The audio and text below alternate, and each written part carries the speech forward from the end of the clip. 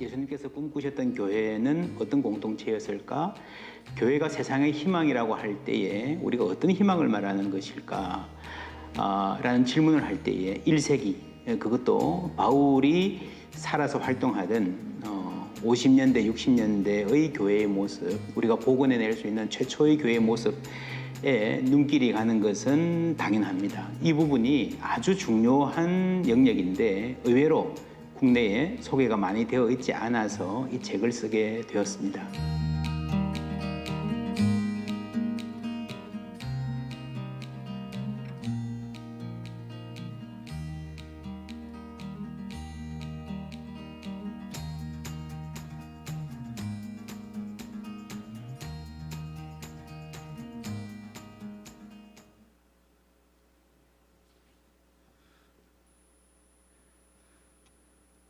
안녕하세요. 박영호 목사님 북 콘서트에 참석해 주신 모든 분들을 환영합니다. 저는 포항제일교회 문화부를 섬기고 있는 김정규 장로입니다. 먼저 오늘 북 콘서트를 열게 허락해 주신 하나님께 감사드리고, 또 공동 주최를 허락해 주신 포항 CBS 그리고 포항 기독교 교회 연합회에도 깊은 감사의 말씀을 드립니다. 우리 박영호 담임 목사님께서 새로운 저서 우리가 몰랐던 1세기 교회를 출간하시면서 포항 지역에서 함께 동역하시는 많은 목회자분들에게 조금이라도 도움되기를 바라는 마음에서 북 콘서트를 계획하게 되었습니다. 저도 이 책을 받고 아주 빠른 시간에 읽어봤습니다. 이 책이 내용이 제가 개인적으로 보면 상당히 내용은 쉽지 않은 내용입니다. 굉장히 학술적인 내용이 많고 또 많은 자료들이 조사되고 하는 내용이지만 우리가 쉽게 일반적인 성도들도 찬찬히 따라가면 따라갈 수 있을 정도로 아주 잘 쓰여진 책이라고 생각되고, 저도 이 책을 통해서 많은 것을 배웠습니다. 그리고 이게 한번 손을 딱 잡으면 그 다음 장이 또 이렇게 보고 싶어지는 그런 느낌을 갖는 그런 책이어서, 그래서 책을 읽는 동안 굉장히 많은 것을 배우고 그랬습니다. 한국 교회가 그 디모데전서의 말씀처럼 배우고 확신한 일에 가라라는 말씀에 우리가 충실하게 따라야 되는데, 우리가 확신한 일, 믿음, 확신한 일은 굉장히 많은데 사실 그 앞에 부분, 배운 부분 얼마나 중요하게 생각했는지 다시 한번 우리가 생각해 볼 필요가 있겠습니다. 이런 기회를 통해서 우리 교회가 많이 배우고 또 성도들이 많이 배워서 그 배움에 바탕을 둔 그런 믿음, 확신을 가질 수 있기를 희망합니다. 그런 심정에서 이번 책이 굉장히 의미 있다라고 생각됩니다. 한 가지 안내 말씀을 드리면, 오늘 강의 후에 질의응답 시간이 있습니다. 이번 북 콘서트의 질의 유형은 질의응답은 유튜브 댓글을 통해서 진행하기로 했습니다. 혹 강의를 들으시다가 질문사항이 있으시면 유튜브 실시간 댓글로 남겨주시면 되겠습니다. 혹 유튜브 댓글로 질문을 남기시기 힘든 부분이 지금 현장에 계시다면 저희가 종이와 펜을 나누어 드릴 테니까 거기에 질문하실 부분을 적어서 주시면 되겠습니다. 이제 오늘 북 콘서트 강사이신 박영호 포항제일교회 담임 목사님을 모시도록 하겠습니다. 큰 박수로 맞아주시면 감사하겠습니다.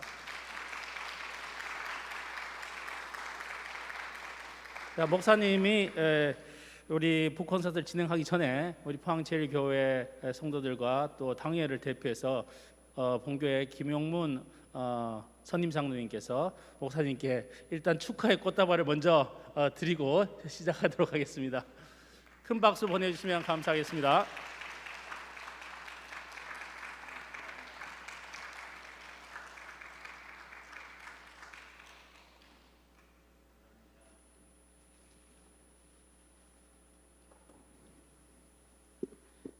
북 콘서트니까 앉아서 진행해도 되겠습니까?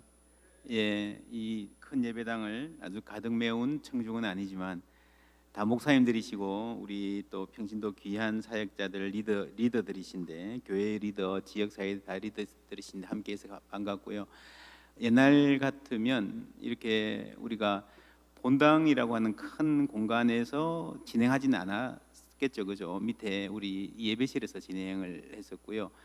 또 이제 본당에서 모여도 이렇게 앉으면 왜 다 뒤에 앉으셨습니까? 이렇게 가까이 오세요.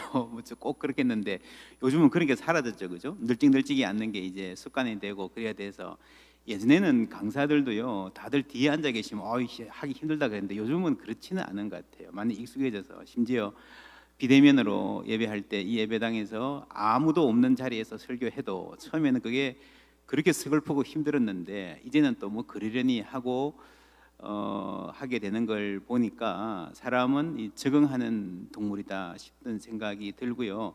이 거리에 대한 감각, 이게 너무 멉니다. 사람 너무 많습니다, 작습니다 하는 것도 사실은 구체적인 사회 환경에 의해서 정해지는 거다.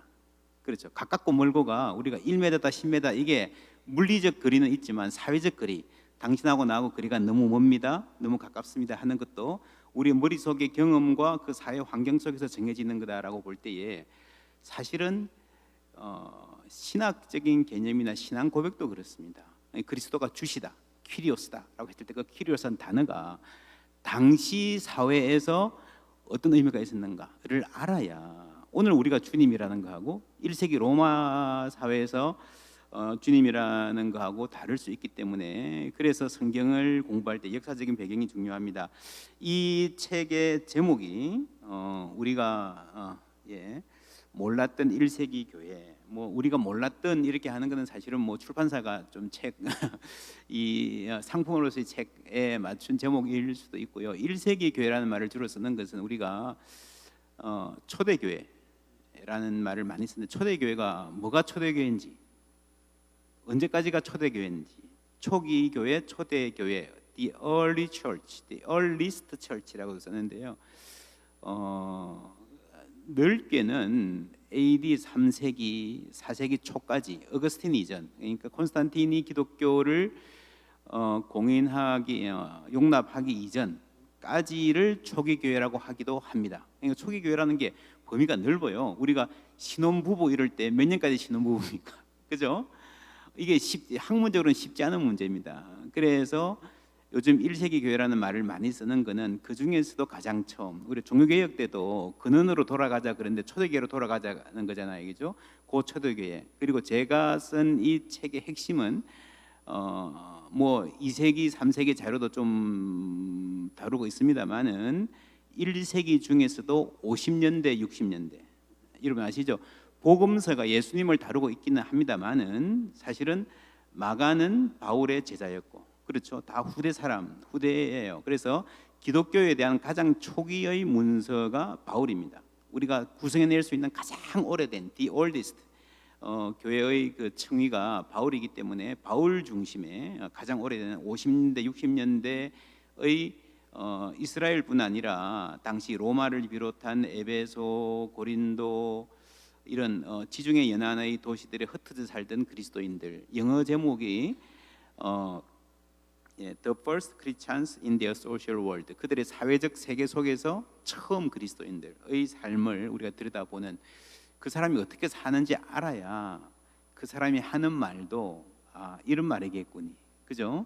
그 사람이 하는 말을 알려면 그 사람이 사는 세계를 알아야 된다는 점에서 그런 접근을 취하고 있는 책입니다. 사실은 굉장히 중요한 부분인데 의외로 한국에 이 부분이 많이 소개가 안 됐습니다. 독일, 뭐 미국에는 꽤 많은 연구들이 있는데 그래서 제가 이 책을 사명감을 갖고 쓰게 됐습니다.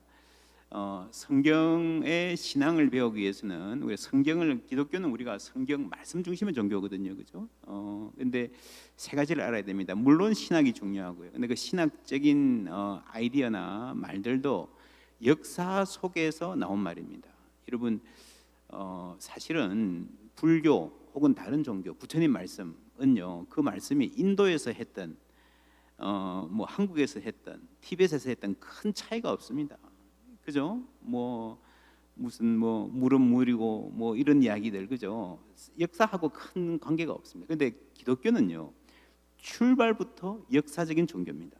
1세기에 주 1세기에 이 땅을 살다 로마의 사형수로 처형되었고 다시 부활했다고 증언해지는 예수라고는 하는 한 사람과 그 삶, 그를 따르던 무리들의 삶이라고 하는 구체적인 역사를 통해서 하나님이 말씀하셨기 때문에 역사를 아는 게 굉장히 중요해요.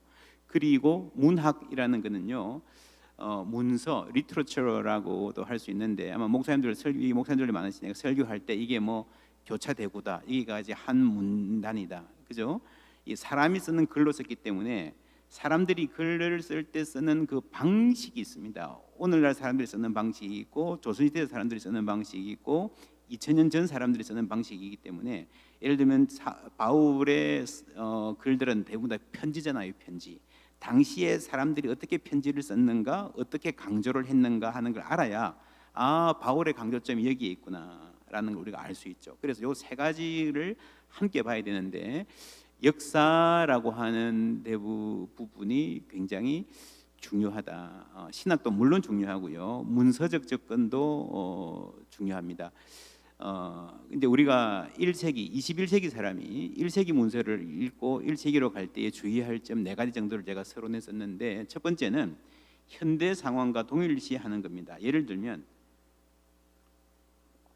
제가 신학교에서 가르칠 때는 학생들한테 그런 이야기를 자주 했습니다. 일본 유학생들이 한국에 유학을 왔는데 아이들하고 이제 밤에 기숙사에서 이렇게 놀다가 어떤 한 명이 이제 우리 뭐 야식 먹으러 가자 이랬는데 마약 김밥 먹으러 가자 이랬대요. 마약 김밥이 뭔지 아십니까? 모르시는 분도 계시죠? 마약 김밥 뭘 같아요? 근데 마약 김밥 먹으러 가자 하는 이 소리를 듣는 순간에 그 일본 애가 약간 안색이 변하면서 나는 배가 별로 안 고프니까 안 나가겠다 그러는 거예요. 집에 그냥 있는 거예요. 배 쫄쫄 굶으면서 혼자 뭐라고 생각했습니까? 며칠 지나서 들어보니까 마약 김밥이라는 말이 나오는 순간에 내가 이거 한국 와서 친구들 잘못 사귀었구나. 이 마약하러 가나 보다. 이제 큰일 났다 해가지고 뒤로 숨은 거예요. 그죠? 한국 사람들은요. 마약 김밥이 뭐라는 거 몰라도 처음 들어도 그게 진짜 마약처럼 중독성이 있을 정도로 맛있는 김밥을 말하는 거구나 하는 걸 싹 알아요. 그죠? 일본 사람들은 모르더라는 거죠. 그러니까 여러분 히나탄 하나 건너 있고 같은 동양 문화권이고요. 21세기 같은 시기를 살아가는 같은 또래의 사람들이라 하더라도 여러분 일본과 한국 문화 사이에서 말이 안 통하는 거예요. 제가 목회할 때 어떤 자매가 처음 예수를 믿어가지고 저한테 그런 이야기를 하더라고요. 목사님, 저는 우리 엄마가 편지를 쓴 거를 읽으면 그냥 그대로 다 이해가 되는데 성경은 안 그런 것 같아요. 이래요. 왜 그렇죠? 제가 믿음이 부족한가요? 당연하지. 물론 우리가 성경을 읽을 때에 잘 몰라도 성령 하나님이 우리 마음에 감동을 주셔서 이해하게 하지만 기본적으로 여러분 성경은 2000년 전에 쓰여졌잖아요. 완전히 다른 문화에 쓰여졌잖아요. 우리가 신라 시대 때 글을 읽으면 그대로 다 해설 없이 읽을 수 있습니까? 아니거든요. 신라 시대 때 글을 읽으면 신라의 역사를 조금 알아야 되는 거죠. 이 거리 감각, 공간 감각이 있어야 성경을 제대로 이해할 수 있는 겁니다. 예를 들면 여자는 교회에서 잠잠하라 성경에 나왔으니까 여자들은 교회에서 장로도 하면 안 돼, 목사도 하면 안 돼라고 바로 적용하는 게 맞는가 틀린가? 그죠? 2000년의 차이가 있는데, 그렇죠? 당시 사회에서 사실은 여성들은요 굉장히 사회적 활동에 제약됐었고 집안에만 뭐 지금 탈레반 그 정도는 아니지만 같은 중동 문화권이거든요. 같은 중동 문화권이기 때문에 지금 탈레반 같은 정도는 아니지만 지금 21세기의 미국이나 한국보다는 지금의 탈레반하고 가까운 그런 사회 아니었겠습니까? 그죠? 그런 사회에서 교회 갔더니 여자들이 앞에서 막 리더십을 발휘하고 가르치기도 하고 막 그러더라는 거죠. 그러니까 이거는 복음이 여성들의 지위를 많이 올려놓았는데 바울이 여자는 교회에서 잠잠하라 한 거는요 당시 사회에서 보면 이게 너무 충격이 크더라는 거죠. 저것들 교회를 가니까 여자들이 막 나대고 막 이 소위 말하는 미풍양속을 무너뜨리는 이상한 집단이라는 소문이 났기 때문에 여자는 교회에서 잠잠하라라고 좀 속도를 조절하는 아마 그렇게 봐야 되지 않을까 싶어요. 이해가 되시죠?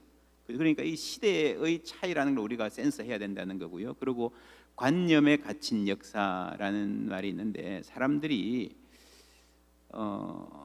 정치도 그렇고 사실은 신학도 그렇습니다.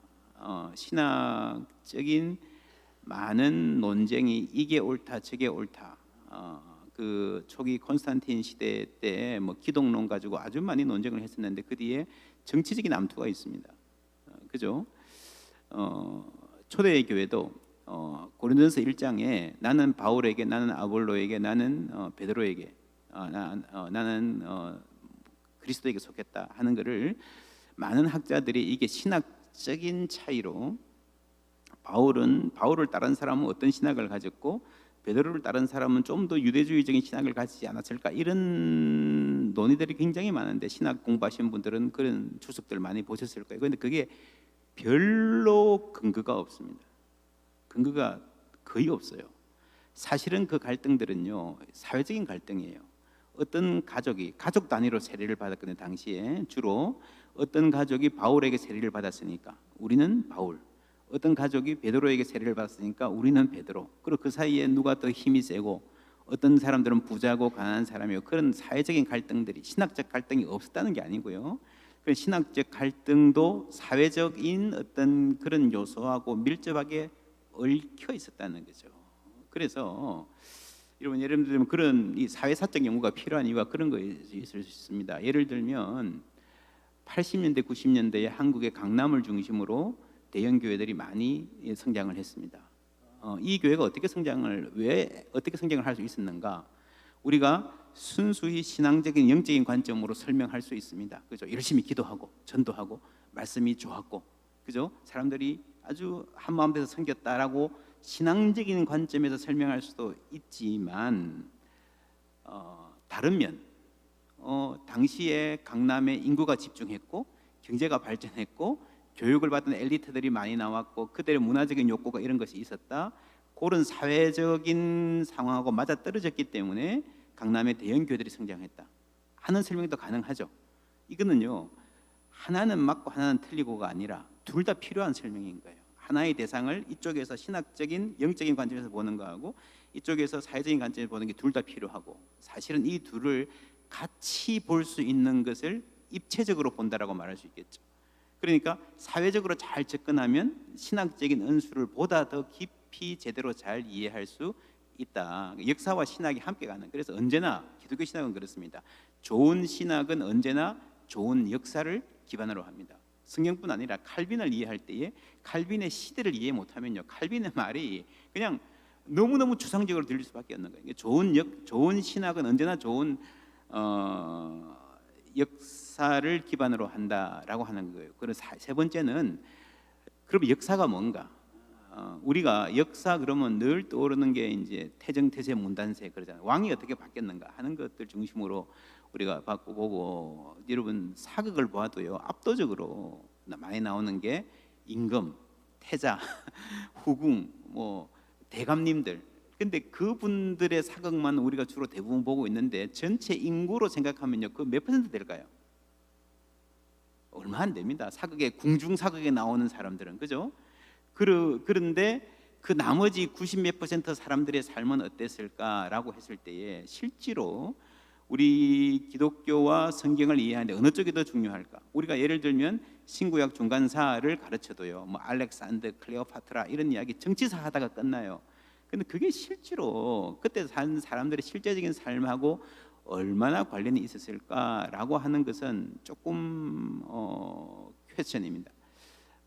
그래서 정치사도 중요하지만, 그래서 지금 요즘에는 미국이나 유럽의 그 역사가들한테, 히스토리안들한테 당신 전공이 뭡니까? 그러니까 한 80년대, 70년대까지는 정치사다, 혹은 왕조사, 전쟁사 이런 게 있죠. 그런 큰 굵직굵직한 큰 사건 중심으로 하는 그런 역사가들이 많았는데 지금은 많이 옮겨졌습니다. 나는 소셜 히스토리언이다, 사회사가다라고 하는 사람들이 훨씬 더 많이 생겼습니다. 그래서 이제 실제로 사람들의 삶을 들여다 보려면 사회 계층의 문제, 이 사람들이 어느 만큼 이렇게 먹고 살만했나, 부자였나, 교육을 못 받은 사람이었냐, 이런 것들, 인구 구성.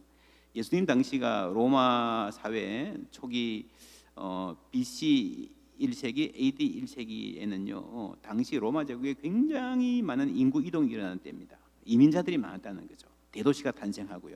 그러면 한 도시에 한 90%가 토착민이던 사회의 분위기하고 적어도 반 이상이 밖에서 밀려온 사람들이 섞여 살던 사회 분위기하고 많이 다르겠죠. 포항이 그런 예 아닙니까, 그죠? 그런 사회 분위기에서, 그러니까 전도를 하더라도 계속 여기 살던 사람들에 대해 먹히는 말과, 그죠? 밖에서 와가지고 막 어떻게 살아보려고 아둥바둥 외로움도 느끼고 뭐 그런 사람들의 삶과 이 많이 다르다는 거죠. 그런 부분들까지도 우리가 인구 구성, 인구 이동, population 중요하고요. 주택, 어떤 집에 어떻게 살았는가, 그다음에 가족 관계, 남과 여의 관계, 어린이들은 어떻게 살았는가, 교육의 문제, 노동의 문제 같은 사회사적 주제들을 잘 알면 우리가 성경과 하나님의 뜻에 접근하는데 훨씬 더 도움이 되겠다 하는 겁니다. 그리고 자료의 문제가 있습니다. 여러분, 우리가 문헌들, 소위 말하는 이제 리터러리 소스들, 예를 들면 줄리어스 시저가 황제 아닙니까, 그죠? 뭐 초대 이전의 황제이긴 합니다만은 줄리어스 시저가 남긴 갈리아 전쟁기 이런 글이 있습니다. 그리고 그 당시를 보여주는 많은 글들, 시세로나 그 다음에 뭐 로마 초기의 세네카, 바울 당시의 세네카나 그 다음에 플루타크나 우리가 잘 아는 이런 사람들은요 엘리트 중에 엘리트입니다.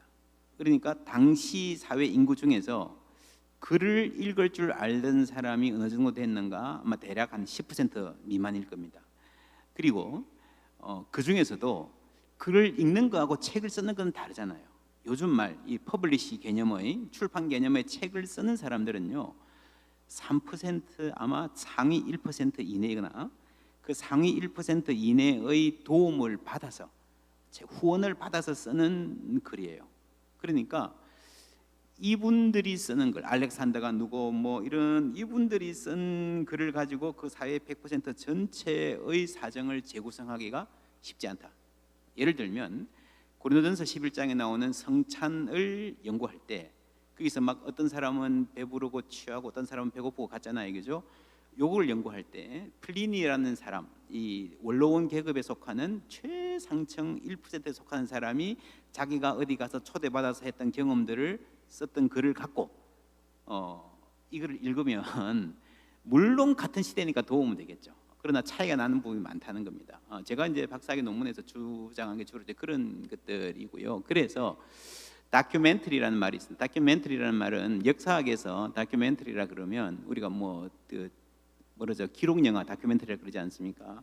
실상을 그러니까 책으로 출판된 거 말고 이를테면 엄마 사랑해요 내가 편지를 쓴 거, 그죠? 혹은 돼지고기 사고 영수증 끊어준 거, 뭐 이런 거, 그런 실생활에서의 나온 단편적인 자료들, 그걸 다큐멘터리라 그러는데 파피루스가 많이 남아 있습니다. 이 이집트에 가면 옛날 이 당시에 파피루스가 꽤 많이 쓰였는데 이집트 지역은 날씨가 건조하잖아요. 그러니까 잘 보존이 되어 있습니다. 습한 곳에는 다 없어졌고요. 그 이집트 지역 중심으로 나오는 그 당시 사회 사람들이 예를 들면 오늘 저녁 먹자, 우리가 한 달 후에 어디 모임하자, 개모임하자, 이런 자료들이 엄청나게 많습니다. 그런 자료들을 다 분석해 보면 당시 사회 생활을 많이 알 수 있고, 그래서 한쪽에는 플리니 같은 사람이 쓴 제대로 된 책, 혹은 한쪽에는 단편적이긴 하지만 신학의 성도들과 비슷한 사회계층 세계에서 나왔던 그런 단편적인 다큐멘터리 소스들을 함께 봐야, 이게 다큐멘터리 소스도 어려움이 있어요. 왜냐하면 너무 단편적이 조금 나왔기 때문에 마치 이게 무슨 찢어진 신문처럼 이게 어디에 위치해 있는가 알기가 힘듭니다. 같이 봐야 됩니다. 그리고 고고학적 자료, 당시 사람들이 어떻게 살았는가 하는 고고학을 연구해 보면, 예를 들면 고린도 교인들이 한 집에 다 모여서 성찬을 했는데 그 집이 어떤 정도의 집일까 고린도 가가지고 직접 찾아보는 거죠. 혹은 조금 비싼 도시 폼페이 같은 데가 찾아보는 거죠. 이런 정도의 분위기에서 성찬을 했을 것이다 라고 우리가 추정을 할 수 있는 거죠. 그래서 이런 자료의 문제, 엘리트 문헌만 보면 많은 한계가 있고, 기존의 역사와 신학이 엘리트 문헌에 너무 많이, 여러분 주석들 보실 때도 이런 부분을 잘 눈여겨 보실 필요가 있습니다. 요 네 가지 문제 정도를 우리가 해야 되고요. 그래서 저는 기본적으로 성경에 대해서 비평적 접근이 필요하다. 베레아 사람들이 이것이 그러한가 하여 상고했다 그러잖아요. 지성도 중요합니다. 은혜 받으려는 마음도 중요하지만, 왜냐하면 우리가 성경을 읽을 때 받는 인상은 주로 우리의 그 문화적인 종교적인 선입견에 많이 좌우되고 있기 때문입니다. 제가 학생들 데리고 이스라엘을 갔을 때에 이스라엘에 굉장히 많은 데를 다 이렇게 봤어요. 근데 이제 이스라엘 가면 대부분의 유적들은요 4세기 이후의 유적입니다. 무슨 기념교회, 그죠? 그러니까 1세기하고는 별 관계 없는.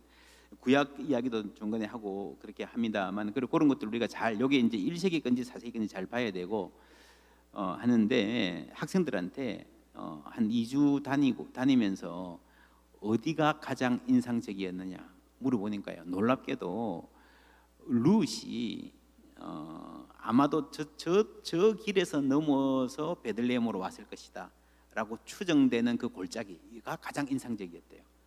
거기 가면요 아무것도 없습니다. 그냥 황야예요. 황야.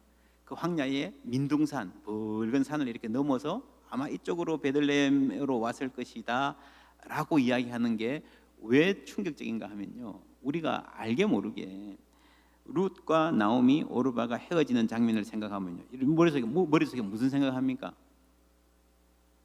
포항 KTX역 같아. 그죠? 포항 KTX역 대합실이나 서울 강남터미널이나 이런 데서 막 가라 안 가라 버스 타라 막 이런 드라마 같은 장면들이 나오는데 그거하고는 완전히 다른, 그냥 아무것도 없는 벌판에 민둥산을 넘어오는, 황야를 넘어오는 룻을 생각할 때 정말 달랐구나.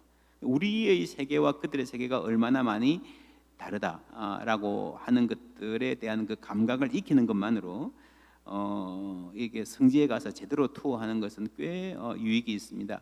그래서 우리가 성경을 비평적으로 읽는 게 아니고요, 성경에 대해서 내가 갖고 있는 문화적인 선입견, 그것을 비평적으로 접근해야 틀릴 수도 있다 생각해야 된다는 거죠. 대략 이런 구성을 갖고 있습니다. 오늘 다 말씀은 못 드립니다만, 예를 들면 7장에 너와 내 집이 구원을 얻으리라, 이것도요 이게 쉬운 말이 아닙니다. 그죠? 주 예수를 믿으라 그럼 너와 내 집이 구원을 얻으리라, 우리가 흔히 말하지만요, 이게 여러분 교리 교육을 제대로 받았으면 띠용 하는 게 정상이죠. 그죠? 예수 믿으면 예수 믿는 사람만 구원받지. 우리가 늘 이야기하잖아요. 내가 믿어야 되지 너희 아버지가 목사님과 장로님이라고 구원받는 게 아니다. 그죠? 근데 왜 우리는 성경에는 주 예수를 믿으라 그리하면 너와 내 집이 구원을 얻으리라 라고 하는가? 이 집이라고 하는 게 뭐고 이게 어떤 사회적 맥락을 갖고 있는가 하는 것에 대해서 우리가 알 수 있어야 된다는 거죠. 예를 들면 그런 질문들입니다. 7장을 읽어보시면 조금 잘 이해가 되실 겁니다. 제가 처음에 두란노 서원 이야기했는데, 성지순례를 가시면 웬만한 사람들은 이렇게 안내를 합니다. 여기 셀수스 도서관 혹은 여기 있는 부속 건물이 바울이 가르쳤던 두란노 서원 렉처 홀입니다 라고 얘기를 해요. 근데 그럴 가능성은 대단히 낮습니다. 왜냐하면 여러분 이 셀수스 도서관은요 당시에 세계에서 세 번째로 큰 도서관입니다. 알렉산드리아가 1번이고요, 버가모가 2번이고 그다음에 셀수스 도서관이 엄청난 거죠. 우리 말로 하면 뭐 국립중앙도서관이나 공연시설을 하면 세종문화회관, 그래서 어디 가서 음악 좀 했다고 세종문화회관 다 서는 게 아니잖아요. 카네기홀, 그렇죠? 만약에 이거를 여기나 여기 부속 건물을 빌려서 했으면 엄청난 돈이 들었을 겁니다. 그걸 감당할 수 있었을까? 이 상상하기 힘듭니다. 특히 재밌는 게 바울이 여기서 치유의 이적을 행했는데 그런 말에 손수건이나 앞치마를 가져다가 병든 사람에게 얹으면 그 병이 떠나가고, 왜 손수건 앞치마가 나올까? 빽빽한 거예요, 그죠? 사람이 접근하기 힘들 정도로. 그래서 저기로 가는데 아마도 손수건과 앞치마는 이게 바울이 텐트 메이커, 그 천막 만드는, 그죠? 천막이 이게 가죽으로 만드는 거거든요. 가죽 천막입니다. 가죽을 다루는 도구였을 가능성이 굉장히 높습니다. 에베소에서 이제 고린도에서 만났던 브리스길라 아굴라와 계속 같이 이동을 했었기 때문에 그럴 가능성이 굉장히 높죠. 두란노라는 말 자체가 아주 재밌는, 타이어런트의 이게 독재자라는 말이거든요. 그래 이 말이 들어와 있는 것도 굉장히 재밌고, 아마도 이게 이제 본명이 아니고 고약한 주인의 별명이 아니었을까 싶은 생각이 있고요. 서원이라고 하는 것은 그렇습니다. 서원이라는 말은 썼지만 예를 들면 우리가 이런 건 고고학도 이제 그런 한계가 많은데 이런 생각을 많이 우리가 해봐야 됩니다. 고고학적 자료를 비평적으로 읽을 줄 알아야 되는데 몇십 년 후에 우리 집을 몇백 년 후에 누가 이렇게 파보면 거기에 라면 봉지가 나왔고 무슨 과자 나왔다 그러면 뭐라 이때 사람들은 라면을 주식으로 먹고 살았을 것이다라고 생각할 수 있죠, 그죠? 우리가 신석기 시대, 후석기 시대 이야기를 하지만 신석기 시대 때에 주로 썼던 도구들이 석기일까? 아닐 수도 있습니다. 나무로 꼬챙이로 만들어서 사냥했을 가능성이 훨씬 더 많습니다. 근데 왜 우리는 신석기라고 하는가? 나무는 다 사라지고 없거든. 그죠? 우리가 갖고 있는 게 신석기이기 때문에 자료의 한계 때문에 그런 겁니다. 그러니까 후대에 보면 예를 들면 이제 교회마다 노인대학, 늘 푸른 대학 있잖아요. 그죠? 그럼 어디 이제 뭐 그렇게 크지 않는 조그만 교회가 노인대학을 했어요. 그럼 그 문서가 남아 있어요. 200년 후에 사람들이 그 주보를 보면 이 교회는 자체적으로 유니버시티를 소유하고 있었던 엄청나게 큰 교회구나라고 착각을 할 수 있죠, 그죠? 그런데 20세기 후반부터 한국에서 대학이라는 말이 아주 다양하게 쓰이는, 그죠? 그 전에는 안 그랬어요. 그러니까 20세기 중반만 해도 안 그랬을 거예요, 그죠?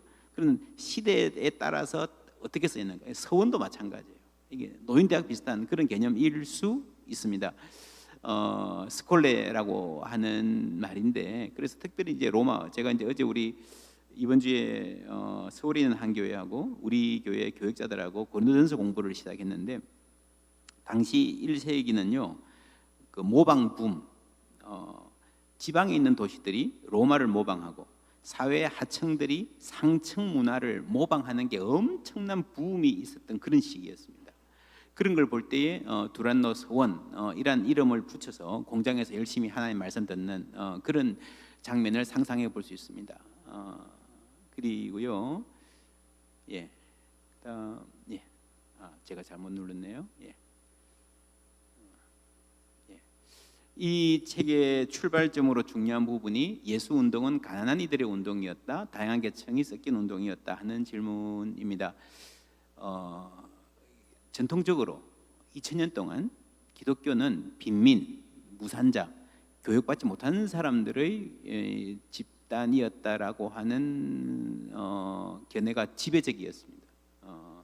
예를 들면 그 오리겐이라는 교부가 쓴 글 중에 셀수스라는 사람이 기독교를 많이 비판해서 셀수스를 논박함, 콘트라 셀숨 이런 문서가 있습니다. 그 문서에 보면 셀수스라는 사람이 기독교를 비판할 때 이 기독교는 가난한 사람, 무식한 사람, 여자들, 아이들을 현혹해서 뭘 하는 종교다 이런 이야기가 있어요. 거기에 대해서 오리겐이 반박하는, 예를 들면 그런 글들을 보면 이제 전반적인 인식이 기독교는 빈민의 운동이었다라고 하는 게 한 2000년쯤 이렇게 계속돼 왔는데요. 근데 1970년대에 들어서 이제 60년대부터 E.A. 저지, 호주의 독일의 게르트 타이센, 이런 책 읽으신 분들 많을 거예요. 타이센은 한국에 많이 소개됐습니다. 그리고 예일 대학의 아브라함 말허비하고 웨인 믹스 같은 분이 열심히 연구를 해보니 초대교회에 굉장히 다양한 계층이 섞여 있었다.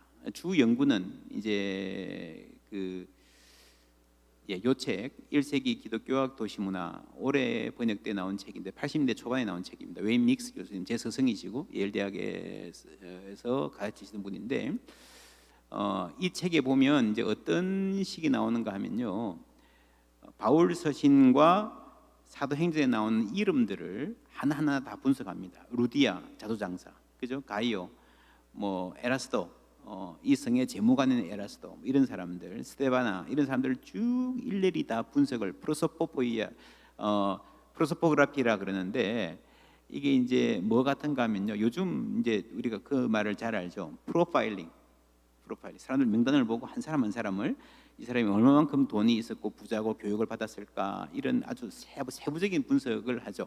그래서 낸 결론이 사회의 최상층부와 최하층을 제외한 다양한 계층이 섞여 있었던 빈민만은 아니었던, 그러니까 고린도전서 1장에 보면요, 너희를 보라 육체를 따라 문벌 좋은 자가 많지 아니하며, 이게 많지 아니하다는 말이 조금 있다는 말이죠. 조금 있었다, 뭐 이런 주장을 해서 이게 소위 세합이라 그래서 세계 신학계를 지배를 했습니다.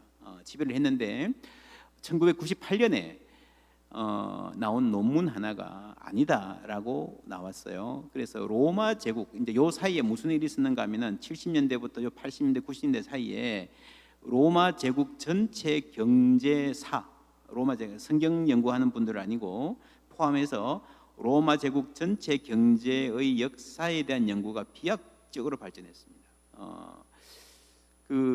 여러분 고고학 연구하는 분들이 굉장히 연구를 방대하고 심도 있게 합니다. 예를 들면 클레오파트라 그 연구가 지금 많이 이제 개발되어 있거든요. 이제 옛날에 배를 타고 가다가 배가 침몰했잖아요. 그죠? 2000년 동안 그 바다 속에 있는 거예요. 그래서 이제 그걸 끄집어 올리면 요즘은 위에서 이제 그 레이저를 쏘면 바닷속 밑에 윤곽을 다 볼 수 있지 않습니까? 어디에 바위가 있고 그러면 딱 보면 뭐 배가 있다는 거 금방 잘 알거든요. 대략 어느 정도 시대 배라는 거 다 압니다. 그걸 끄집어 올려가지고 무역 상품들 다 이렇게 해보면요. 여러분 요한계시록에 보면 당시에 어떤 무역들이 거래됐는가의 리스트가 18장에 쭉 나오죠. 거의 그대로 다 나옵니다. 성경에 나오는 고고학을 연구해 보면 굉장히 재밌어요. 그걸 이제 수중 고고학, 언더워터 아케올로지라 그러는데 그런 고고학. 그게 이제 물품이 왔다 갔다 하는 걸 보니까 경제학이 많이 발달하는 거죠. 거기다가 그 이집트 지역에 보면요, 그 파피루스에 당시에 인구 센서스 파피루스가 있습니다. 인구 여러분 센서스는요 기본적으로 세금을 매기기 위한 거예요. 그렇죠? 당시에 어떤 사람들이 어느 동네 이 동네에 어떤 사람이 어떻게 세금을 냈는가 하는 그 파피루스가요 2000년대 세금 장부가 다 남아 있습니다.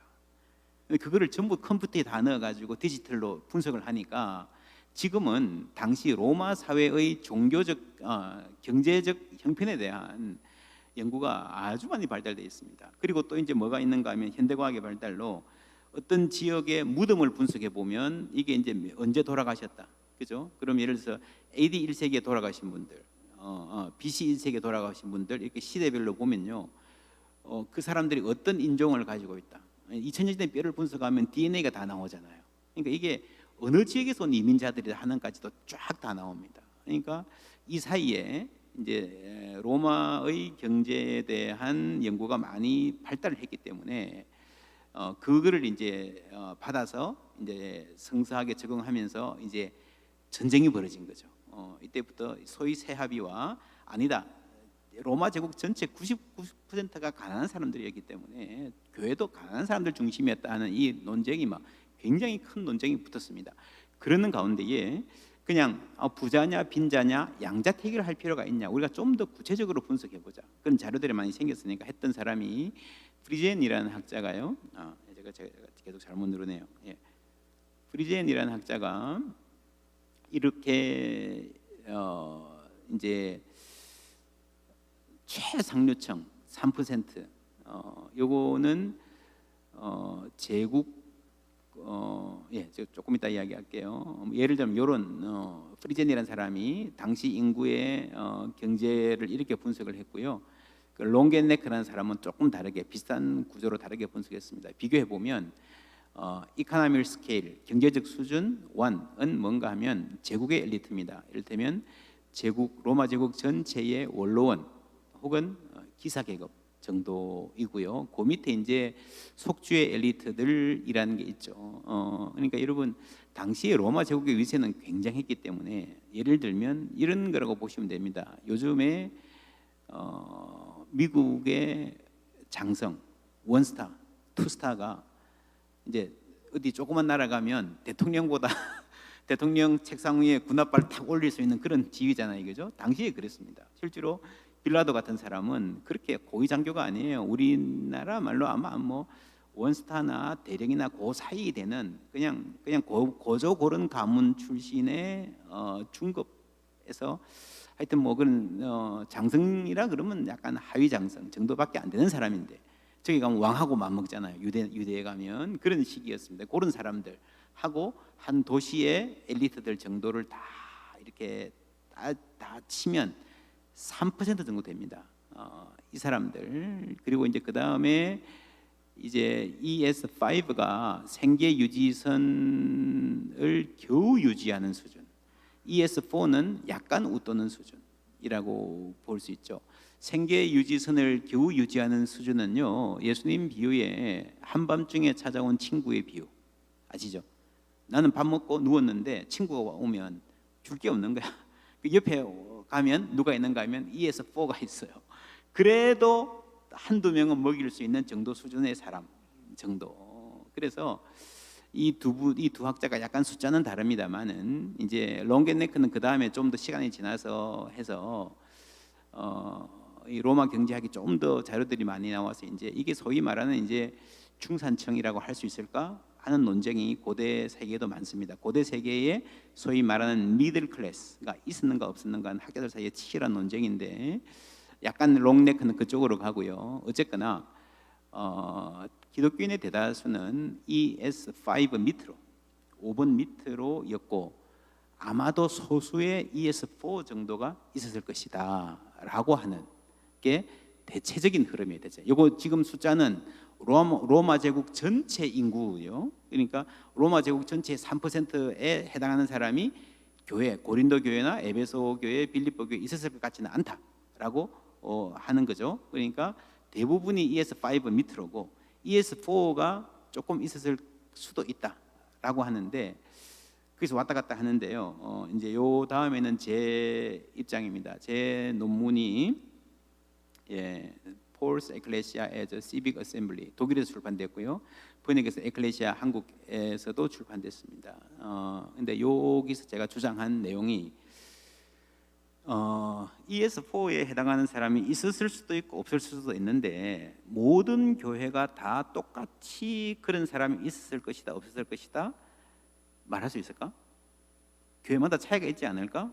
그죠? 여러분 로마 제국 한 속주는요 아가야, 마게도니아, 아시아는 우리로 말하면 이 경상북도 이런 것보다는 나라에 가깝습니다. 그죠? 한 사람이 예를 들면 다니면서 일본에서도 교회를 개척했고 한국의 두세 도시의 교회를 개척했고 만주에서도 했다 그러면요 그 도시들의 그 성도들의 경제적 형편이 다 똑같으리라고 보장할 수는 없잖아요. 그죠? 그런 질문을 세계 최초로 한 학자가 접니다. 그래서 이게 꽤 이제 중요한 이게 주제고요. 대부분 이제 고린도 교회에 많이 집중돼 있었어요. 타이센 같은 학자는 왜냐하면 고린도전서 보면 이름이 굉장히 많이 나오거든요. 이름이 굉장히 많이 나오기 때문에 그 이름들의 그 프로파일링해서 했던 건데 저는 이제 거기에 반대하는 거죠. 제 생각은 고린도 교회는 그런 성도들이 어느 정도 있었던 것 같다. 근데 마게도냐에 있는 교회, 빌립보나 뭐 데살로니가 교회는 그런 성도들이 거의 없었을 가능성이 대단히 높다라고 하는 게 제 주장이었습니다. 요 책에서 했던 주장이고요. 자, ES1에서 3에 해당하는 상류층이 존재한다 했던 증거는 없다. 우리가 신뢰할 수 있는 그 유일한 근거는 ES4가 있었을까? 혹시 그 위에 ES3에 언저리에 가는 정도 사람이 있었을까 할 때에 사실은 프로파일링을 여러모로 했는데요. 그게 그렇게 신뢰할 만한 증거는 아니고 제가 보기에 가장 강력한 성경의 증거는 뭔가 하면은 가이오 같은 사람의 예를 들면 가이오 같은 사람의 집에 고린도 성도가 50명이라 그랬는데 그 집에 온 성도가 다 모였다 할 때에 어느 정도 주택을 갖고 있지 않았을까? 그 정도 사람이 고린도 교회는 한 수명 아마 8명 정도가 있었던 것 같고요. 고린도 교회 갈등은 주로 이 사람들끼리 갈등이 있던 것 같습니다. 마게도냐에 있는 교회에서는 이런 교인들이 있었다는 근거가 아주 희박하다. 그래서 사회 계층을 얘기할 때도 교회별로 다 따로 봐야 된다라고 하는 주장이었고요. 이제 로마의 사회 계층을 보면 대부분 이제 이렇게들 많이 전통적으로 이해해 왔습니다. 맨 밑바닥에 노예가 있고 그 위에 해방 노예, 그 위에 자유민 평민, 그 위에 귀족, 이렇게 지방 귀족, 제국의 귀족 이렇게 돼 있다고 했는데 독일 학자 알펠디라는 사람은 좀 다른 그림을 그렸습니다. 이게 비슷한 삼각형 피라미드는 맞는데 굉장히 달라요. 밑에 보세요. 자유인, 해방노예, 노예가 나란히 있죠. 그죠?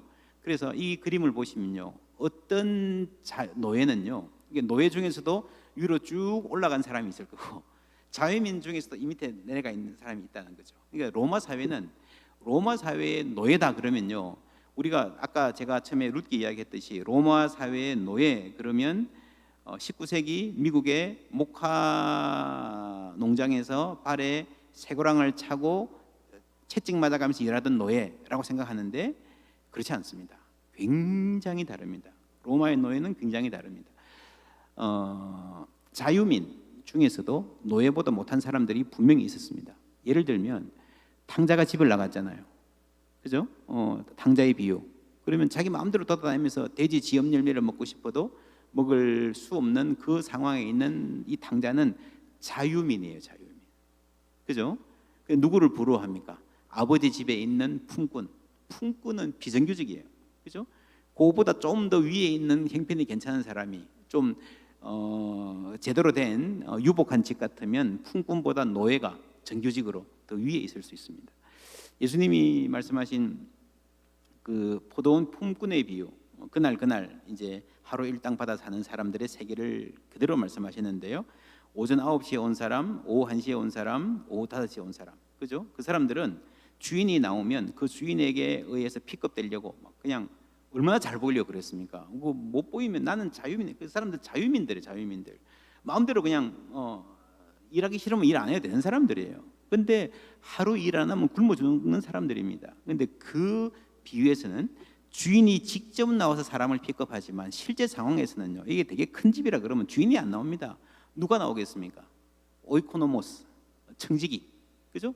노예예요, 노예. 그 집을 관리하는 아주 기름이 번들르 흐르는 그런 노예가 나오면 자유인들은 줄 서가지고 아유 저 좀 픽업해 주십시오 라고 하는, 그죠? 너 기름 나한테 빌려간 거 100마리라 써라, 이런 것도 노예일 가능성이 굉장히 많습니다. 그렇죠? 그래서 노예가 자유인보다 반드시 밑에 있었다라고 보는 것은 아주 큰 오산입니다. 신약 성경에 노예에 대한 연구들도 꽤 많은데 이거 우리가 조금 어느 정도는 알 필요가 있고요. 중간에 있는 조그만 세모에 가이사의 집이라고 하는 거 나오죠. 가이사의 집. 요거는 이제 가이사에게 속한 사람이죠. 가이사의 집은 맨 위에는 이제 진짜 가이사의 핵가족들은 진짜 귀족 중에 귀족이지만 이 가이사의 집은요. 예를 들면 거기에 속한 노예들까지 다 가이사의 집 사람들입니다. 그러니까 빌립보서 맨 마지막에 가이사의 집 사람들에게 문안하라라고 하는 게 단순히 가이사의 개인적인 가족이 아니었을 가능성이 많고, 그러니까 가이사의 집에 속한 노예라 그러면 당시 상당히 떵떵거리는 거죠. 그죠? 어떻게 요즘으로 말하면 삼성 직원, 삼성 패밀리, 우리는 삼성 가족이다 하는 정도하고 비슷한, 그보다 훨씬 더 이런 점에서요. 우리가 바울이 나는 그리스도의 종이라 그랬잖아요. 그죠? 그리스도의 노예란 말입니다. 그게 반드시 물론 겸손과 하나님이 주신 소명에 단계에서 있을 가능성이 있는데 그 사회 안에서 보면 그게 반드시 그렇게 아주 비참한 노예를 무조건 말하지는 않는다 하는 것을 우리가 알 수 있습니다. 이런 당시의 사회 계층의 의미와 특히 로마 사회는 굉장히 독특한 사회였어요. 노예들도 노예를 가졌습니다. 노예들도 노예를 가지고 노예가 사업을 해서 잘하면요, 물론 자기가 직접 사인은 못해요. 이제 가디안, 그러니까 후원하는 자유민이 있어야 되는데 어쨌거나 그런 어떤 이름을 빌리는 거죠. 이름 빌려 사업을 크게 해가지고 굉장히 크게 성공한 그런 노예들도 꽤 많이 있었던 상황, 어느 정도 계층 이동이 가능했던, 현대만큼은 아니지만 그런 사회였다고 볼 수가 있습니다. 예, 그 초기 교회 노예 이야기했죠. 이제 노예 제도, 이렇게 이제 노예들이 주인들이 그 파티하는데 포도주 따로 주고 하는 그런 장면이 모자이크 옛날 게 그대로 남아 있는 겁니다. 나는 예수님의 신들매 풀기도 감당하지 못하겠다라고 할 때에 그 말은 실제로 엄청 큰 부잣집에 신발 전문 노예, 신발 관리 전문 노예가 있었을 가능성, 그죠? 그런 가능성들을 이해하는 거죠. 그래서 노예를 잘 이해하는 것이 신약 성경 이해에 꽤 중요한 가 되고요. 초기 그리스도인들의 교육 수준, 이것도 아주 재미있는 주제입니다. 뭐 바울도 우리가 흔히 말하듯이 최상류층 교육을 받은 것은 아닌 것 같아요. 이를테면 로마인들의 시세로나 혹은 유대인들 중에서도 알렉산드리아에 있는 필론 같은 사람이 남긴 글을 보면 아주 바울의 그런 그 글 자체로는 뭐 필론이 박사라 그러면 바울은 뭐 한 고등학생 수준 정도로 일반적으로 그렇게 봅니다. 일반적인 학자들은 물론 그러나 실제로 역사 속에서 영향을 끼친 것은 바울의 글이 훨씬 더 큰 영향을 끼쳤죠. 그러나 교육 수준으로 보면 바울이 아예 최고 중에 최고는 아니었을 가능성이 많다라고 하는 게 역사학자들의 일반적인 견해고, 당시 사람들이 어떻게 교육을 받았는가 하는 것도 아주 재밌는, 그리고 우리가 초대교회를 이해하는 데 중요한 단서를 주고요. 예를 들면 사도행전에 예수님의 제자들이, 사도들이 성령 충만해서 복음을 전할 때에, 기탄 없이 복음을 전할 때에 그들을 학문 없는 범인으로 알았다가 할 때 이제 아예 일자무식을 말하는 건지, 거기서 학문은 뭘 말하는 건지, 예를 들면 그런 주제들을 우리가 교육 수준을 보고 연구해 볼 수 있습니다. 그리고 초대교회와 닮은 꼴 찾기라는 걸 4개나 제가 썼는데요. 4장이나. 교회가 여러분 영적 공동체는 하나님의 피조물, 말씀의 피조물이지만 실제로 사람들이 어떻게 관계를 갖고 이걸 어떻게 꾸려가는가, 우리 이제 이남재 목사님 마을 목회 열심히 하시면서 좀 질문이 있으신 것 같은데 하는 거는요, 소위 말 요즘 유행하는 말로 가버넌스는 하늘에서 떨어진 게 아니고 사회에서 힌트를 얻어서 자기들의 경험 속에서 나온 것 같습니다. 우리가 흔히 바울의 교회론이 뭐냐 해서 자꾸 묻는 질문이, 바울이 예수 그리스도의 복음을 이야기하고 교회는 이렇게 세워야 된다, 예를 들면 장로를 세우고 감독을 세우고 집사를 세우고 이런 어떤 교회 행정의 매뉴얼을 딱 줘서 이런 교회를 해라라고 준 것으로 오해하는데 그렇지 않습니다. 바울은 복음을 전했고 그 복음에 맞게 자기들이 함께 모일 수 있는 방법들을 자기 문화의 토양에서 만들어갔기 때문에 각각 교회가 다 달랐을 것 같아요. 그러면 그때 사람들이 주로 어떤 영향을 받고 어떤 영향 하에서 예를 들면 그런 거죠. 우리가 모여서 새로운 신앙 그룹을 한다 그러면요, 동창회 임원한 분이 있으면 동창회 하던 그 방법 그대로 가져와가지고 교회를 하는 거예요. 그 동창회에 해당하는 그룹이 뭐가 있는가? 전통적으로 가정과 회당, 뭐 유대인들 회당이 종교 그룹이었으니까 비슷한 게 많이 묻어왔을 것이다, 쉽게 알 수 있고요. 그 다음에 가정, 이 가정은 핵가족이 아니라 적어도 한 4, 50명 이상 정도 되는, 혹은 10여 명, 20명 되는 노예나 식솔들, 그 식솔을 우리가 성경의 에베소에서 나오는 권속, 하나님의 권속이라 할 때 그게 식솔이란 말이거든요. 요즘 말로 하면 직원이라, 집에 일 봐주는 분들, 해방노예까지 포함한 그런 분들 일 가능성이 있고, 근데 이제 가정의 영향을 많이 받았습니다만은 저는 이제 이 부분을 많이 이제 가정교회는 교회인가에서 많이 반대했는데, 오늘 아침에도 제가 이제 LA에 있는 어떤 방송국하고 전화로 이제 인터뷰를 했었는데 그런 이야기 함께 나눴습니다. 가정 같은 교회, 그 목사님이 질문하시는 게 가정 같은 교회, 교회 같은 가정, 이게 이제 좋은 말인가? 느낌이 좋죠, 그죠? 느낌이 좋은데요, 실제로는 어떤 분들은 자기 집에 들어가기도 싫은 분, 이 골치 아픈 집구석인 분도 있어요, 그죠? 우리 교회는 가정 같지 않으면 좋겠다 하는 분들이 실제로 많습니다. 혹은 어떤 교회는, 행복한 교회는 참 감사한 교회인데 막 지긋지긋하게 싸우는 교회도 있어요. 근데 교회 같은 가정이라고 하면 좋겠습니까? 안 좋지. 21세기도 그런데 여러분, 1세기의 노예들 입장에서 가정은요, 지긋지긋한 직장인데 죽기 전에는 퇴근도 못하는 직장이에요. 그렇죠? 로마서 7장에 보면요, 정말 충격적인 말이 나옵니다.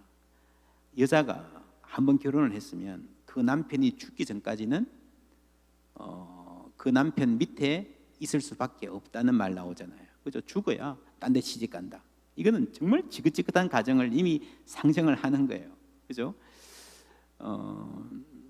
그 가정에서 아이들도요, 갈라디아서에 나오는 아이들이 어릴 때는 노예와 다름없었다라는 말이 나오잖아요. 모든 것의 주인이나 상속자지만 그런 상황에서 볼 때에 가부장 한 명한테는 모르지만 다른 구성원들, 노예들한테는 가정 같은 교회라는 게 좀 말이 되기 힘든.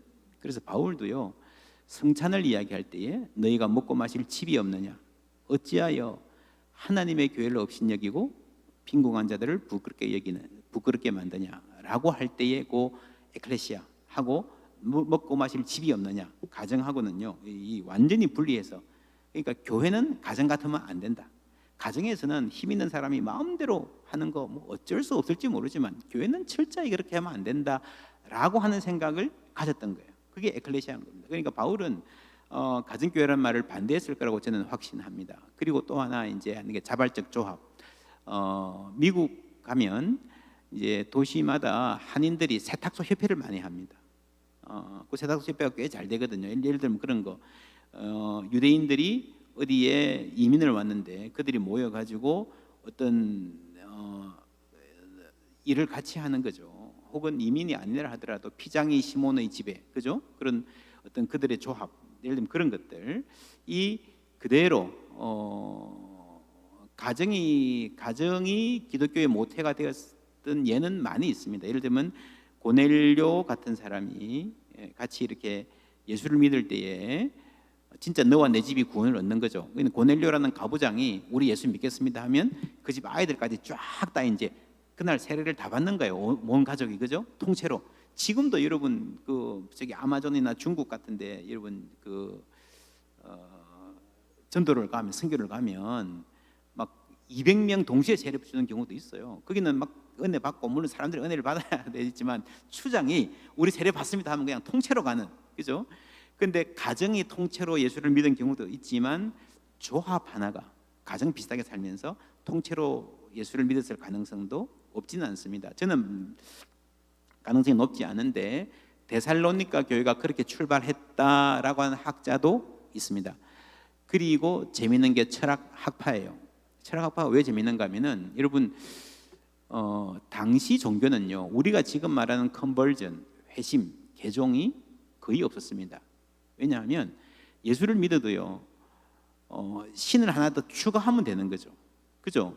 그러니까 다원주의 사회잖아요, 그죠? 로마가 판테온에 만신전에 신을 많이 이렇게 해놓고 어떤 나라와 병합을 하면 그 나라의 이집트 뭐 시리아의 신을 가져와서 그거 올려놓는 거예요. 그럼 그 제국의 어떤 연합이 완성이 되는 겁니다. 나라와 나라가, 그죠? 그러니까 지금 일본 가면 그렇다 그러잖아요. 예수 믿을게요. 하지만 예수 믿고도요 똑같이 우상 숭배 다 하고, 이럴 때는 예수 믿고, 그러니까 전쟁에 나갈 때는 아테나 신한테 빌고 바다에 갈 때는 포세이돈한테 비는, 거기에 예수라는 인물을 하나 더, 우상을, 신을 하나 더 추가한다고 별로 다를 바가 없는 당시의 종교는 그런 종교였습니다. 그런데 재미있게도 당시의 철학은요 그렇지 않았습니다. 내가 에피큐리안 학파로 있다가 스토아 학파로 가면 그게 전향이에요, 전향. 그러면서 내 생활이 완전히 바뀌는 거예요. 그리고 많은 경우에 그쪽과 공동생활을 하는 겁니다. 그래서 세계관도 바뀌고 생활도 바뀌고, 그러니까 종교가 세계관이 없어요. 그냥 그 신만 믿는 거예요. 조합도 세계관이 없어요. 내가 여기서 무슨 그 어부조합에 있다든지 다른 데 옮긴다든지 해서 내가 어떤 세계를 보는 인식, 내가 살아가는 방식을 바꿀 필요가 전혀 없습니다. 회비만 내고 내가 취할 것만 취하면 되는 거예요. 그런데 여러분, 사람이 예수를 믿는다는 것은요 완전히 바뀌는 거거든요. 이 세계의 주인이 누군가가 바뀌는 거고, 그리고 생활 방식 자체가 바뀌는 거예요. 어제까지 다니던 술집 안 다니고요. 이래 당시 사람들은 자기 가게가 있으면, 장사하는 가게가 있으면 다 거기에 우상을 한두 개씩 붙여놨습니다. 근데 예수를 믿으면 어떻게 해야 되겠어요? 떼야 되죠. 그죠? 우상을 붙이고 장사를 할 수가 없습니다. 예수 믿는 사람들은. 그러면요, 이게 이제 이 사람들이 와 보면 이 사람 좀 이상하네. 이 아주 신들을 섬기지 않는 불경한, 당시 말로 무신론자 아닌가라는 의심을 받는 거예요. 그러니까 철학 학파와 의외로 철학 학파와 기독교가 비슷한 점이 많았습니다. 물론 다른 점도 있죠. 요 네 개가 조금씩 이제 비슷하고 다르기도 한데, 저희 주장은 초대교회가 고린도는 가정을 좀 많이 닮았고요, 마게도냐는 조합을 많이 닮았고, 다 어느 정도 철학 학파를 조금씩 닮았던 것 같고 조합이 되었었고, 그러나 그 어떤 그룹도 갖지 못한 아주 독특한 자아식을 가졌다라고 저는 생각을 하고요. 고린도 모델, 고린도는 유력 교인들이 있어서 따로 이렇게 조직이 없어도 든든한 가정들이 모여서 함께 교회를 꾸려가던 그런 모델. 마게도냐는 다 가난해서 서로 돕고 살아가면서 요즘 말로 하면 총무도 뽑고 뭐 회계도 뽑고 이러면서 조직이 일찍 발달했던 교회. 그러니까 바울의 교회는 다양한 조직이 있었습니다. 그러니까 요즘에 우리가 교회 가버넌스, 지금 코로나 때문에 교회 가버넌스 문제가 굉장히 심각한 문제입니다. 예를 들면 우리가 전통적으로 최소한 이념적으로 우리는 로마 가톨릭보다 훨씬 나은 교회 가버넌스를 갖고 있다라고 생각을 해왔었어요. 작년에 보니까 이게 뭐 개신교가 뭐 통일된 견해도 없고 뭐 완전히 그냥 뭐 진짜 중구난방 그거 자체. 그러니까 개신교의 지금 현재의 가버넌스의 비효율성이 그대로 드러난. 그러니까 지금 이제 앞으로 교회가 잘 되려면요, 정말 효율적인 가버넌스를 구해야 되는데 이게 출발이 뭐가 성경적이냐, 이게 성경적이다. 여러분, 가톨릭은 가톨릭대로, 회중교회는 회중교회대로, 장로교는 장로교대로요. 전부 다 우리가 the biblical type of system of church이라고 이야기합니다. 그렇지 않습니다. 다 부분적으로 맞는 것도 있고 틀린 것도 있고요. 그리고 현 상황, 성경의 어떤 구체적인 교회 형태를 가져오려고 하지 말고 성경의 정신을 잘 반영하고 현 상황과 앞으로 우리의 도전에 맞는 교회의 퀄리티, 그런 가버넌스를 만들어갈 필요가 있고, 그런 어떤 우리 교회의 토론에 이런 지식들이 그래서 우리가 자신의 전통을 소중히 여기면서도 자신의 전통을 상대화할 줄 아는 그런 겸손함이 함께 필요합니다. 그런 도움을 우리가 받을 수 있을 거고요. 핍박 이야기는 뭐 시간이 지금 지났으니까 책으로 참석해 보시면 되겠고요. 이게 정치적 박해가 그렇게 심하진 않았다. 사회적 박해였다. 옆으로부터의 박해. 그러나 여러분, 이 박해받는 공동체라는 사실 자체를 기독교인들이 아주 소중한 자기 정체성의 핵심으로 삼았다는 것은 사실입니다. 1세기뿐 아니라 그 이후에 저스틴 더 마터를 순교자 유스티아누스의 유산을 이제 있는 과정에도 그렇고, 이것도 중요한 지점입니다. 책을 참고하시면 되겠고요. 성경 해석과 사회사, 이거는 방법론적인 문제입니다. 제가 마지막으로 하고 싶은 두 가지 말씀은, 이제 이걸 책을 이렇게 쭉 읽다 보면 뭔가 이제 팩트 체크 비슷하게 이건 맞다, 이건 틀렸다, 뭐 이렇게 가서 저도 사실 조금 부담이 돼요. 특별히 현실교회 목회자로서 저는 성경을 연구할 때 많은 분들의 가르침, 좋은 선생님 많이 만났고요. 직접 또 책으로 만났는데 그 중에 한 분, 레이먼드 브라운이라는 분이 그런 이야기를 했어요. 세계 이 성경 해석사에 굉장히 큰 영향을 끼친 요한복음 많이 연구하셨고요. 최선의 역사적 연구를 통해 드러난 결과 앞에서 겸손해야 된다. 이분이 가톨릭이거든요. 그런데 가톨릭 교리하고 다른 결과가 나온다는 거죠. 역사를 연구해 보면 그거를 뭐 무조건 따라야 된다는 건 아니지만 우리가 이때까지 잘못 알고 잘못 이해했다면 그럴 가능성을 인정하고 그 앞에서 겸손해야 된다.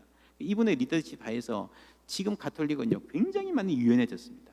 성경 해석이나 이런 부분들 이제 개신교가 오히려 우리가 솔라 스크립추라, 그래서 오직 성경으로 하지만 더 우리가 더 전통에 매여 있고, 가톨릭이 훨씬 더 성경적인 모습에 접근하려는 노력들이 많다고 볼 여지도 없지 않은 이 레이먼드 브라운의 겸손의 해석학에 아주 큰 차이입니다. 그리고 사랑의 해석학에서는 무슨 말을 하고 싶은가 하면, 여러분 사실 가톨릭이 전통적으로 해석하던 해석 중에 아주 틀린 게 많습니다. 예를 들면 베드로에게 예수님이 내가 천국의 열쇠를 너에게 준다 했던 이거요. 이거는 사실 성서학자로서는 지지해 감동적으로 하시는 그런 걸 제가 배우면서, 제가 성서학자로서 이 사랑이 없으면 아무것도 아니구나. 우리가 바울도 그랬잖아요, 그죠? 사랑은 교만하게, 지식은 교만하게 하고 사랑은 덕을 세우나니 했던 말씀처럼 하나님에 대한 사랑, 우리가 주님을 사랑하면 주님의 몸된 교회도 사랑하는 게 마땅한데, 그 안에서 주님의 몸된 교회를 더 사랑하고 이 주님의 몸된 교회가 이 땅에 희망이 되기를 바라는, 될 수 있다고 믿는 믿음 안에서 성경을 읽고 연구하고 해야 되겠다 하는 다짐을 쭉 하면서 오늘까지 제가 성경을 연구하기도 하고 또 목회도 감사하는 마음으로 잘 감당하고 있습니다. 예, 경청해 주셔서 감사합니다.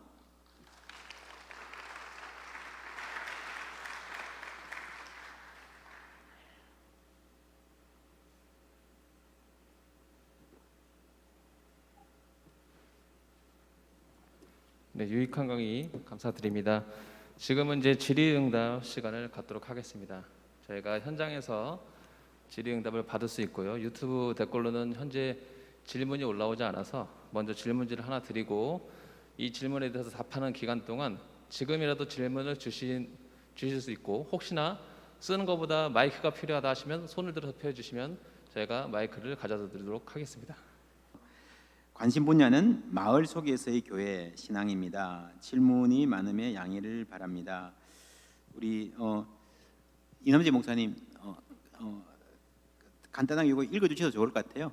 예, 그래요. 제가 읽기가 급하게 쓰셔서 조금 그냥- 축약해서 했죠. 예, 그대로 말씀하시겠습니까? 예, 예, 그래요.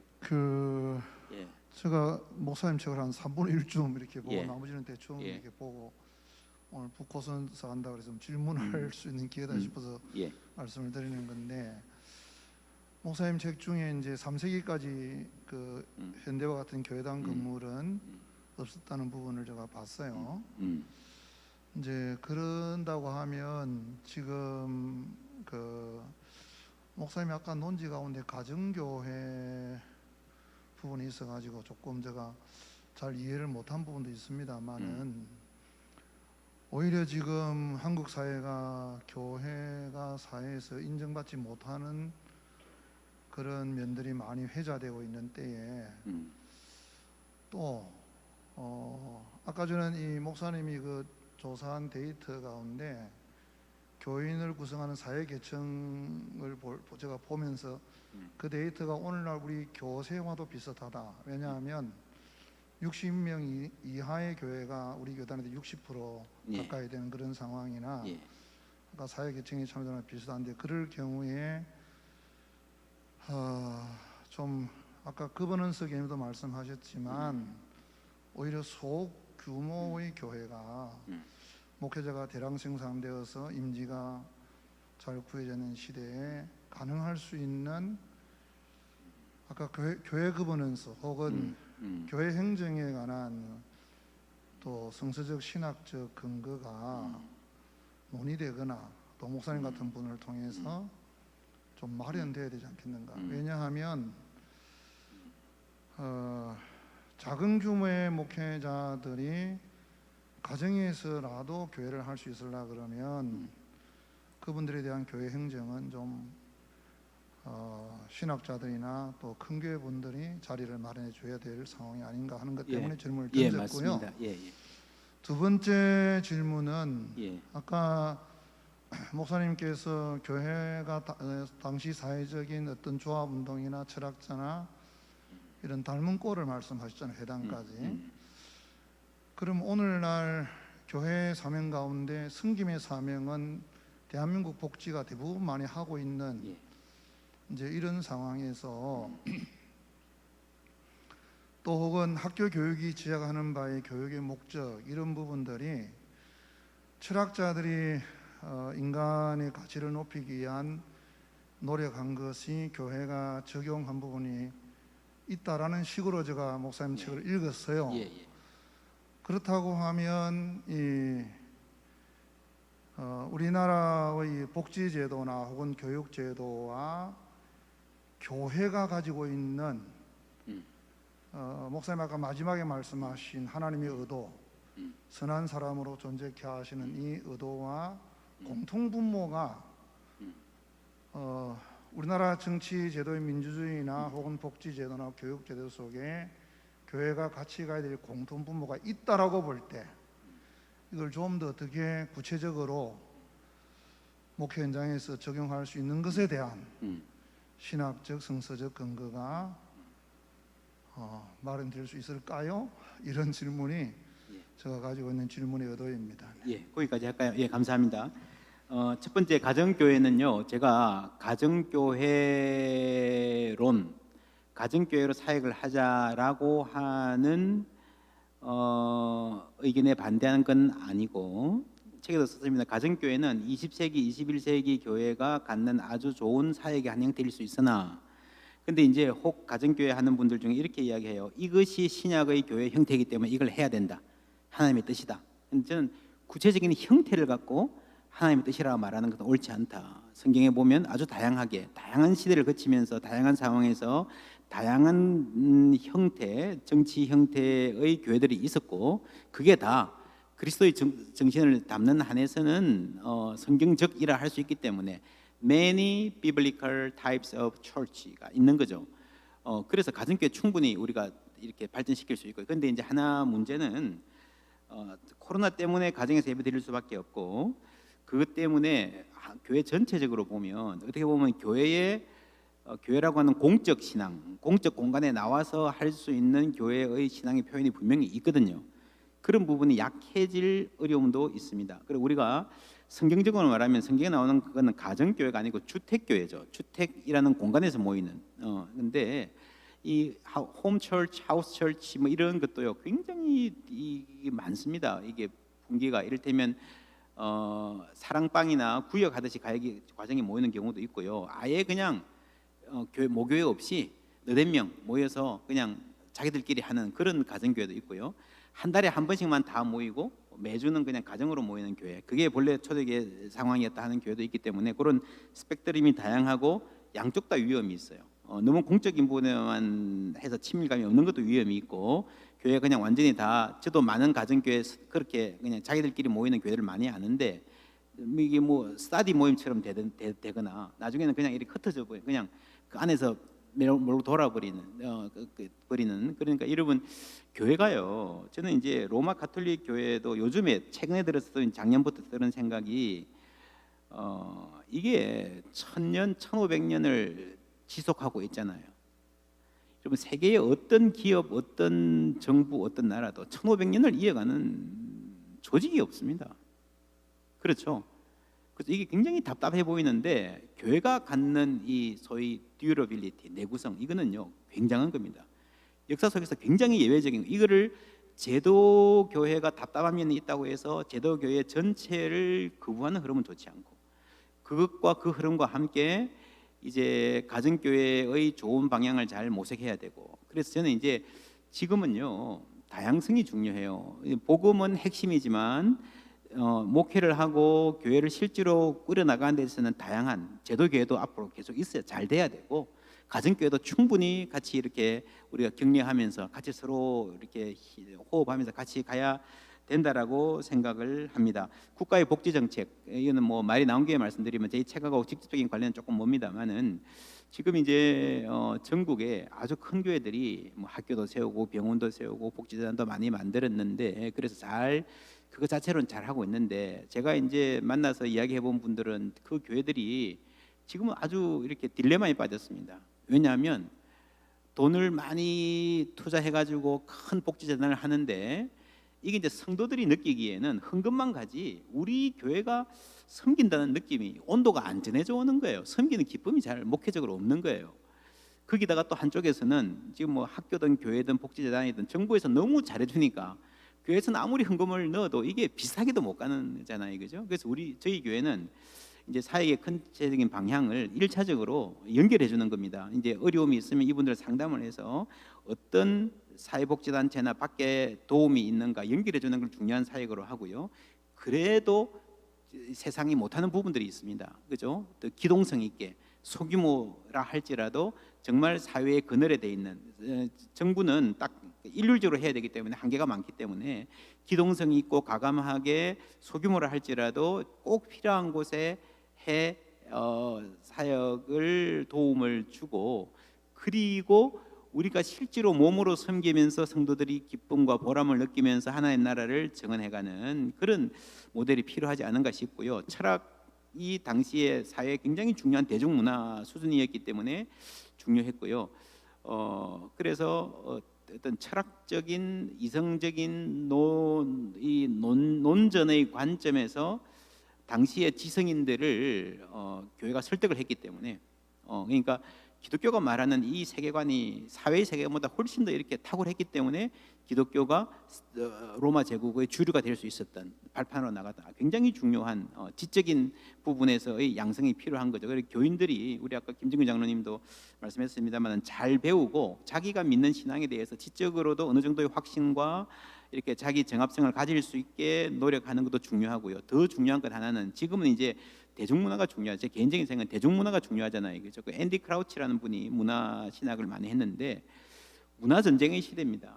동성애 문제가 굉장히 심각한데요. 여러분 사실 우리 교회가 성명도 발표하고 이렇게 하는 거는 뭐 필요할 때는 해야 되는데 사실은 게임은 어디 있는가 하면요.